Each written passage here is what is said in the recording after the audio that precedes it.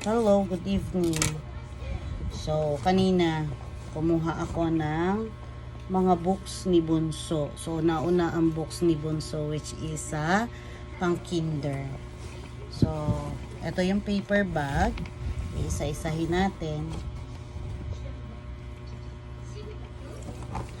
So, meron siyang 1, 2, 3, 4, 5, 6, 7. So, 7 notebook ang babalatan ko.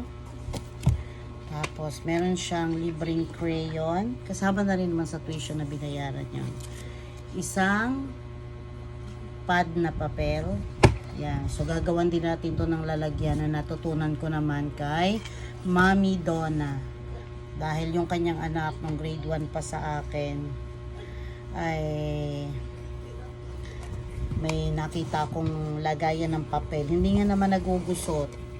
So, meron din siyang free pencil. Tapos, ilan ba ang books ni Bunso? 1, 2, 3, 4. 5 libro. Para kay Bunso na maninipis. So, ito ay language, mathematics, science, araling panlipunan, kung saan na makaintindi ng Tagalog si Bunso, and reading and phonics. So, 5 lang yung books nila. At, meron din yung mga, may pinirmahan ako kanina, na lahat ay kumpletong ibinigay sa akin. So, lahat ay binigay na kumpleto sa akin. So, meron na rin silang names, meron na rin number ng notebooks, at instruction kung paano ilagay ang numbers ng notebook, subject, at saka name, kung saan ilalagay. So, yan. Nakakatuwa, no? So, hindi na ako mahihirapan na mag-print at pumili ng design kasi always yan na meron. Tapos ito para sa kanyang health kit. Sana hindi ko maiwala. Okay. So, nakakatuwa lang. Dahil ang gagawin ko na lamang ay magpapabalat ng notebooks at books. Ang books ay si Ate Gwen ang bahala. Tapos, ang notebooks ay ako na. So, sanay na naman ako dahil simula 3 years old si Ate Gwen, or 4 years old si Ate Gwen, eto na nang ito. Hanggang sa grade 6, nung nag-high school, katuwang ko na siya. So, kaya si Ate Gwen, sanay na. So, siya nang bahala sa mga books ng nila, magkapatid. So, 10 o'clock na. Di pa rin matulog si Bunso dahil nakatulog siya kanina. So, gagawin ko, magugupit muna ako para bukas, gagawin ko na yung notebooks niya. So, sanay na ako at na-enjoy ko ito. Sa totoo lang, yearly, hindi ako nagre-reklamo. Hindi ako nagre-reklamo kasi na-enjoy ko ang mga gawain ito. Lalo na nung nag-iisa pa lang si Ate Gwen. Ako lahat ang gumagawa.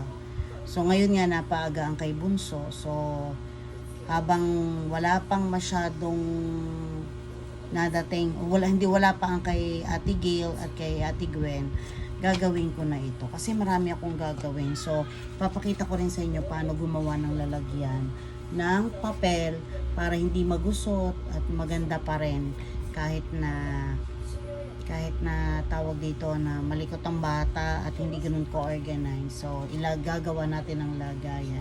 At, yun. So, magugupit muna tayo.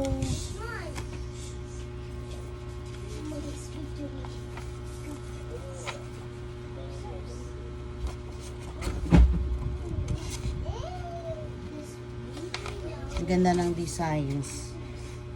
So, natutuwa naman ako. May names na. Pero yun namang nabili kong cover. Yun namang nabili kong cover ng notebook na adhesive na. Ay meron kasamang lagayan ng name. Pero kaysa naman mag-type pa ako or mag-print pa ako.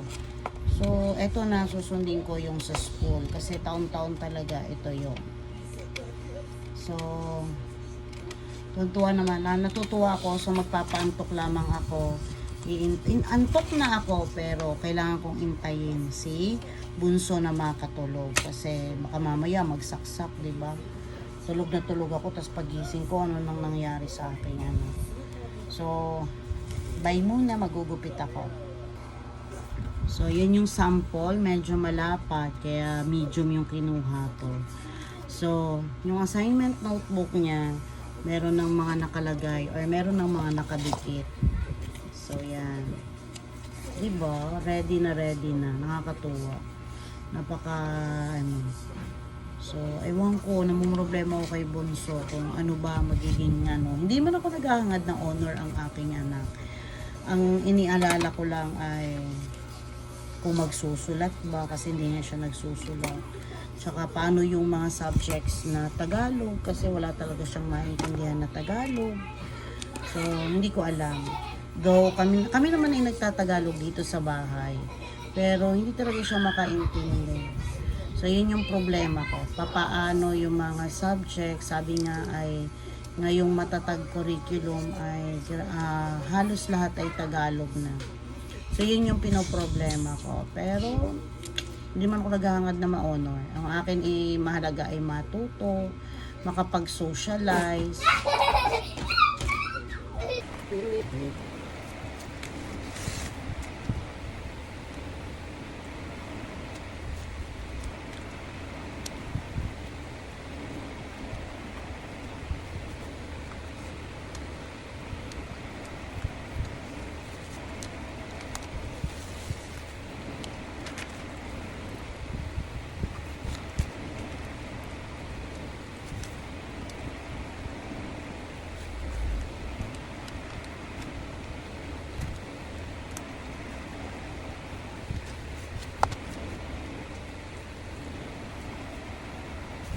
So, yan na.